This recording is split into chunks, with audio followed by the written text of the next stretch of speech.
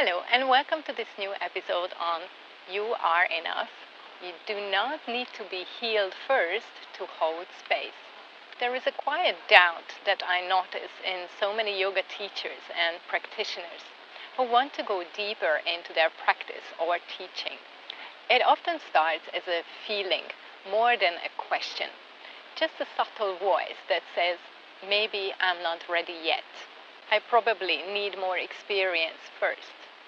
Or I should heal myself before I can hold space for others. It is rarely spoken out loud, but it lives underneath the surface in hesitation, in self-doubt, in the sense that somehow everyone else is more prepared or knowledgeable than you. I've been there too, and that hesitation, that fear of doing harm, or that feeling that maybe someone else is more qualified, more grounded, or more something than you. And here's I have come to learn, both through my own journey and from guiding a number of students and teachers. Readiness does not come before the journey itself. It comes through it. So let's talk about the myth of not being ready. We live in a world that teaches us to prepare endlessly before we take a leap. We think we need to fix ourselves first, have all the answers, or feel completely calm, healed, and confident before we can support anyone else. But healing, teaching, and even self-discovery are not linear processes, and they happen in real time, in the moments where you choose to show up, even when feeling uncertain. If I had waited until I felt completely ready to teach, I would be still waiting. When I first started to teach Yin Yoga, I didn't have everything figured out. I didn't have all the language around trauma-informed work. I was still learning how to regulate my own nervous system. And I still am, because this is really a lifelong work, not a destination. But what I did have was curiosity, humility, and the willingness to learn and improve. And that's what truly matters. This belief that we must be perfectly healed before we can hold space for others is one of the most limiting ideas in the yoga world. The truth is, your sensitivity, your tenderness, your lived experience, your own process, those are your greatest teachers and superpowers. They help you practice compassion from the inside out. What you or your students need isn't someone who's perfect. They need someone who is authentic. You don't have to have it all together to be a great space holder.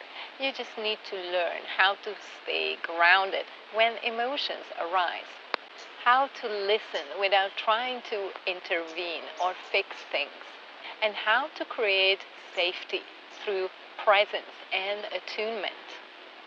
And that's exactly what trauma-informed Yin Yoga teaches us. That holding space isn't about rescuing or repairing.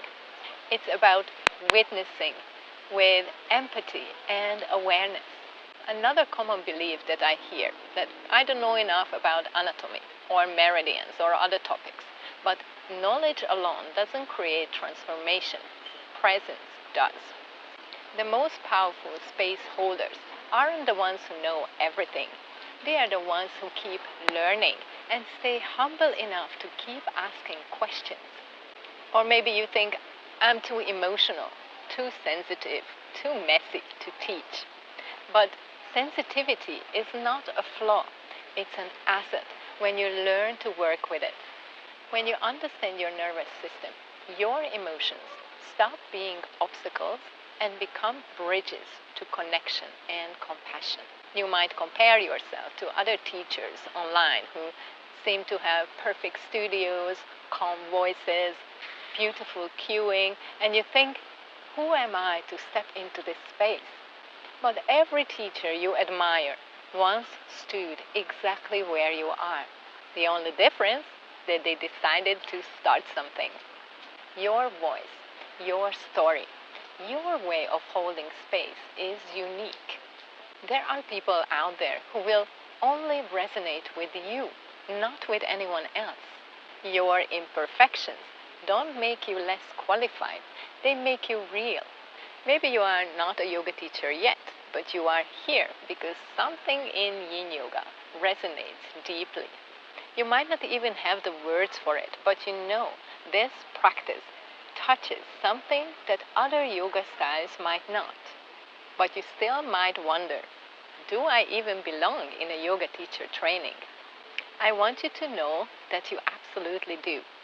Many of my students start their yin journey not to teach others right away, but to finally understand themselves, their emotions, their nervous system, and their energy. And that's more than enough. Because when you learn to hold space for yourself, you naturally begin to hold space for others. And it's really not about how long you have been practicing yoga. It's about your willingness to listen to your own body, your intuition, your boundaries. It's not about knowing everything about trauma or meridians. It's about being open to learning, to unlearning, and letting the practice meet you where you are. Because yin yoga isn't about striving, achieving, performing. It's about allowing. If something in you feels the call to explore this path, even if you are not quite sure where it leads you, that's enough. That's where every journey begins, in curiosity. To help you to take that first step, I created a free resource for you, the Emotional and Nervous System Yin Reset, a guided practice and reflection designed to help you move from overwhelm to a felt sense of safety. Because before we teach others, we must first learn how to listen deeply to ourselves. You can download the Yin Reset for free, and maybe it will be the doorway to something else. And if you are ready to explore more, you are also invited to my upcoming free event called Yin Immersion, where we go even deeper into these topics. I will share the links to these offerings in the description. Thank you so much for being here, and I see you in the next one.